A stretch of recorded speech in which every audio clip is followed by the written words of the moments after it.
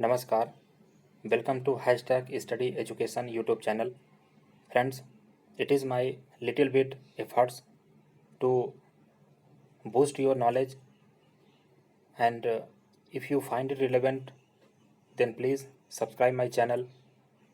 And I'm sure that at the last stage of any particular competitive examination, it will definitely help you to memorize factual knowledge pertaining to general studies. चलिए, समान अध्ययन की इस श्रृंखला के अंतर्गत घटना चक्र का जो पॉलिटिकल साइंस है उसके प्रीवियस ईयर के इम्पॉर्टेंट क्वेश्चंस जो कि विभिन्न प्रतियोगी परीक्षाओं में पूछे गए हैं उनका रिवीजन करेंगे। तो बिना देर किए हुए रिवीजन स्टार्ट करते हैं। पहला क्वेश्चन है, भारतीय विधान परिषद को बजट पर बहस करने की शक्ति प्राप्त हुई। तो इस अधिनियम का नाम है भारतीय परिषद अधिनियम 1892 के अंतर्गत। अगला क्वेश्चन है, कलकत्ता में सर्वोच्च न्यायालय की स्थापना का प्रावधान किया गया था। तो यह प्रावधान रेगुलेटिंग एक्ट 1773 के माध्यम से हुआ था। भारत में संघीय न्यायालय की स्थापना यह भारत शासन अधिनियम 1935 के द्वारा। भारत का संघीय न्यायालय स्थापित हुआ 1937 में। अब यहाँ पर हमें सही सुमेलन करना है, यानी ऑलरेडी जो सुमेलित हैं। नियंत्रण परिषद की स्थापना ये पिट्स का भारतीय अधिनियम जो 1784 है उसके अंदर है। सर्वोच्च न्यायालय की स्थापना नियामक अधिनियम 1773 के माध्यम से। इंग्लिश मिशनरियों को भारत में कार्य करने की अनुमति ये चार्टर एक्ट 1813 के माध्यम से। अगला क्वेश्चन, अगला जो फैक्ट है, गवर्नर जनरल की परिषद में कानूनी सदस्य की नियुक्ति यह चार्टर एक्ट 1833 के माध्यम से। अगला क्वेश्चन है, 1919 के भारत शासन अधिनियम की प्रमुख विशेषताएं क्या थी।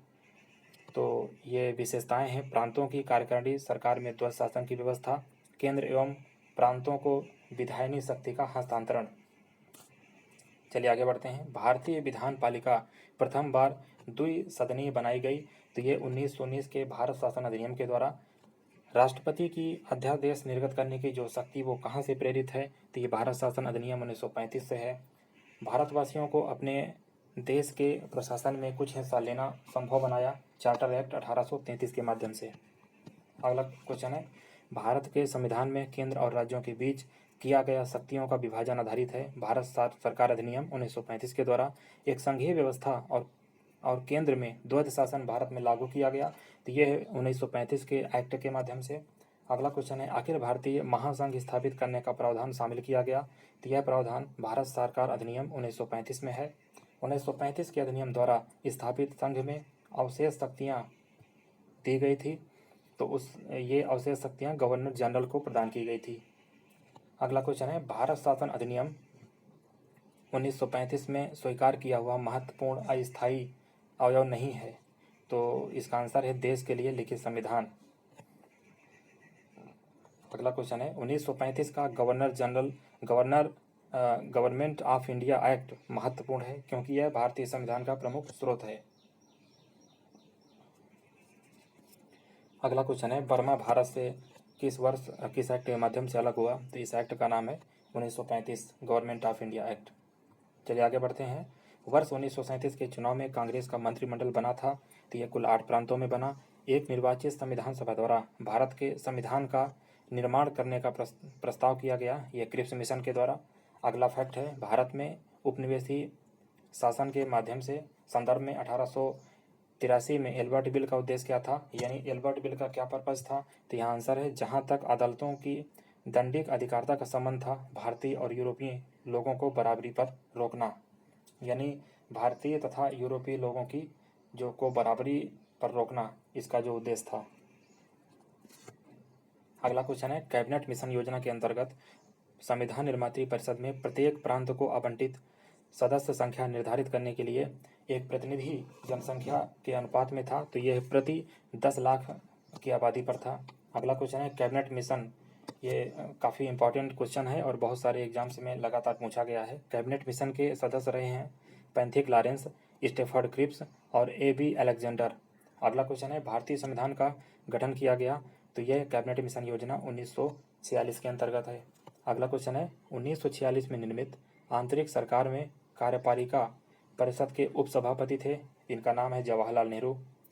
अब यहाँ पर स्टेटमेंट एंड असर्शन से रिलेटेड एक क्वेश्चन है। तो स्टेटमेंट है, बेबल योजना के अनुसार कार्यकारी परिषद में हिंदू और मुस्लिम सदस्यों की संख्या समान होती थी। तो इसका असर्शन है, यानी इसका जो कारण है, बेबल का विचार था कि ऐसी व्यवस्था से भारत का बंटवारा बच जाता। यानी कि इसका जो स्टेटमेंट है वो तो सही है, पर इसका जो असर्शन यानी रीज़न है वो इससे मैच नहीं कर रहा। अगला क्वेश्चन है, भारत के लिए संविधान की रचना हेतु संविधान सभा का विचार सर्वप्रथम प्रस्तुत किया गया था। तो यह स्वराज पार्टी द्वारा 1934 में पेश किया गया था। संविधान सभा के बारे में कथन है, इसने बड़ी संख्या में समितियों की मदद से काम किया, उनमें प्रारूप समिति सबसे महत्वपूर्ण थी। अगला है, अल्पसंख्यक समुदाय जैसे ईसाई, एंग्लो इंडियन और पारसियों को सभी में पर्याप्त प्रतिनिधित्व दिया गया। और तीसरा फैक्ट है, जो स्टेटमेंट है इससे संबंधित, इसकी चुनाव प्रक्रिया 1935 के अधिनियम के 6वीं अनुसूची पर आधारित थी। कर संपत्ति और शैक्षणिक योग्यता के कारण मताधिकार सीमित था। यह बहुदलीय निकाय थी। चलिए अगला फैक्ट देखते हैं। भारत के संविधान का प्रारूप तैयार करने वाली संविधान सभा के सदस्यों को विभिन्न प्रांतों के विधान सभाओं द्वारा चुना गया था। यानी जो संविधान का प्रारूप तैयार करने वाली संविधान सभा थी, उसको उस समय भारत के विभिन्न प्रांतों की जो विधानसभाएं थी वहां से चुना गया था। अगला क्वेश्चन है, भारतीय सभा में सदस्यों का चुनाव हुआ था प्रांतीय सभाओं द्वारा। नेक्स्ट है, संविधान सभा की प्रथम बैठक की अध्यक्षता डॉक्टर सच्चिदानंद सिन्हा ने की थी। भारत की संविधान निर्माती सभा, यह संविधान सभा के अध्यक्ष थे, तो ये अध्यक्ष थे डॉक्टर राजेंद्र प्रसाद। चलिए आगे बढ़ते हैं।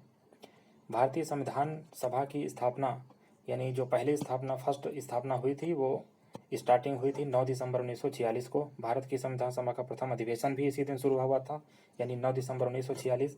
भारत को एक संविधान देने का प्रस्ताव संविधान सभा द्वारा जो पारित किया गया था वो डेट है 22 जनवरी 1947। अगला फैक्ट है, संविधान सभा में उद्देश्य प्रस्ताव या प्रस्तावना प्रस्तुत किया गया था। ये पंडित जवाहरलाल नेहरू द्वारा प्रस्तुत की गई थी। अगला क्वेश्चन है, भारतीय संविधान के निर्माण के संबंध में कथन सही है। यानी ये कथन है, पंडित जवाहरलाल नेहरू के उद्देश्य प्रस्ताव का जो संविधान सभा द्वारा स्वीकार किया गया था, संविधान के निर्माण पर असर था। अगला है, उद्देशिका बहुत महत्वपूर्ण उद्देश्यों की पूर्ति करती है। और तीसरा है, संविधान को भारत के लोगों ने आदेशित किया है। अगला क्वेश्चन है, भारतीय संविधान को बनाने हेतु भारतीय संविधान सभा के कुल अधिवेशन कितने हुए थे। तो ये टोटल अधिवेशन जो हुए थे वो 12 अधिवेशन हुए थे। अगला क्वेश्चन है, भारत के संविधान के निर्माण में संविधान सभा में जो टोटल समय लगा था वो 2 वर्ष 11 माह 18 दिन का समय था। यहाँ पर सही मैचिंग करना है, यानी ऑलरेडी ये सही सुमेलित हैं। तो सुमेलन इसमें पहला है, संविधान सभा के पहले उपाध्यक्ष थे एच.सी. मुखर्जी। अगला है, प्रारूप समिति के मूलतः एकमात्र कांग्रेसी सदस्य थे के.एम. मुंशी। और अगला है, राजस्थान की रियासतों का प्रतिनिधित्व करने वाली संविधान सभा के सदस्य थे बी.टी. कृष्णामाचारी। और नेक्स्ट सम्मेलन है, संघ संविधान समिति के अध्यक्ष थे जवाहरलाल नेहरू। अगला क्वेश्चन है, संविधान सभा की प्रांतीय संविधान समिति का अध्यक्ष था, तो ये सरदार पटेल थे। भारतीय संविधान सभा की प्रारूप समिति के अध्यक्ष थे डॉक्टर बी.आर. अम्बेडकर। अगला है, संविधान सभा द्वारा स्थापित मौलिक अधिकारों और अल्पसंख्यकों हेतु सलाहकार समिति के अध्यक्ष थे सरदार पटेल थे। बी.आर. अम्बेडकर की अध्यक्षता में संविधान सभा की प्रारूप समिति में अन्य सदस्य थे, तो ये अन्य सदस्य उनके अलावा 6 सदस्य थे।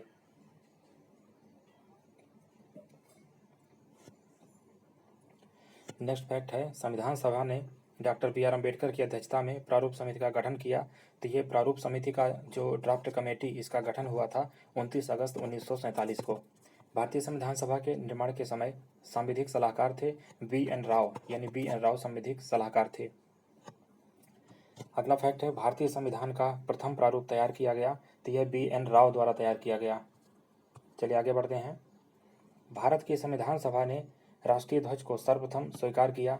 तो ये राष्ट्रीय ध्वज जो स्वीकार किया गया था, यानी नेशनल फ्लैग, ये 22 जुलाई 1947 को एक्सेप्ट किया गया था।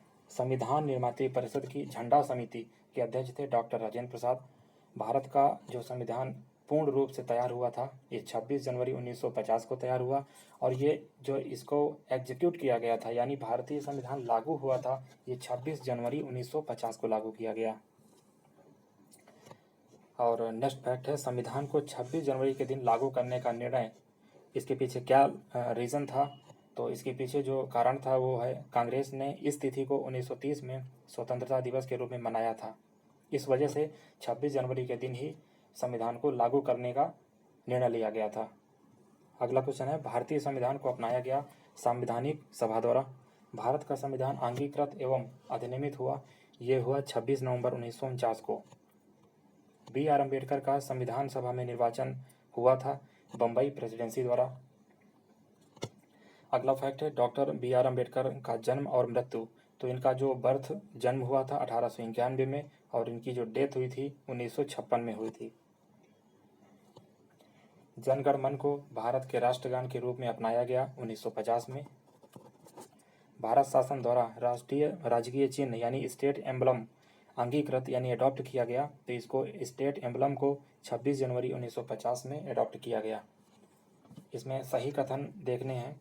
तृतीय गोलमेज सम्मेलन के विचार विमर्श की परिणति भारत सरकार अधिनियम 1935 के पारित होने के रूप में हुई।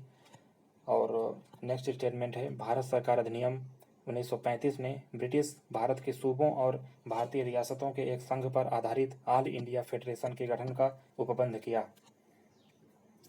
अगला क्वेश्चन कथन और कारण से रिलेटेड है। तो इसमें कथन है यानी स्टेटमेंट है, भारत का संविधान देश की आवश्यकताओं की पूर्ति करता है। तो इसका कारण है, इसको एक गृहीत यानी एडॉप्टेड संविधान कहा जाता है।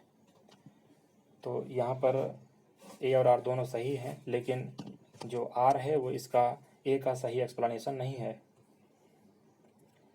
अगला फैक्ट है, संविधान सभा में वयस्क मताधिकार को 15 वर्ष के लिए स्थगित करने की बात की थी। तो ये बात किनके द्वारा की गई थी? मौलाना आज़ाद के द्वारा। भारत की स्वतंत्रता के बाद भारतीय राष्ट्रीय कांग्रेस को एक राजनीतिक दल के रूप में भंग किया जाना चाहिए, ये किनका सजेशन था? तो यह सजेशन महात्मा गांधी द्वारा दिया गया था। अपनी राष्ट्रवादी प्रतिक्रिया में भारतीय संविधान के निर्माताओं ने अल्पसंख्यकों के हितों और भावनाओं के महत्व को कम करके आंका। यह कथन किसका है? तो यह कथन है आइवर जेनिक्स का। अगला फैक्ट है, संविधान सभा कांग्रेस थी और कांग्रेस भारत था। यह स्टेटमेंट किसका है? ये ऑस्टिन का है। भारतीय संविधान सभा में कुल महिलाओं की जो संख्या थी वो 15 थी। और दोस्तों, इसी के साथ ये सेशन यहीं पर ख़त्म करते हैं और नेक्स्ट वीडियो में इसे कंटिन्यू करेंगे। Thank you very much.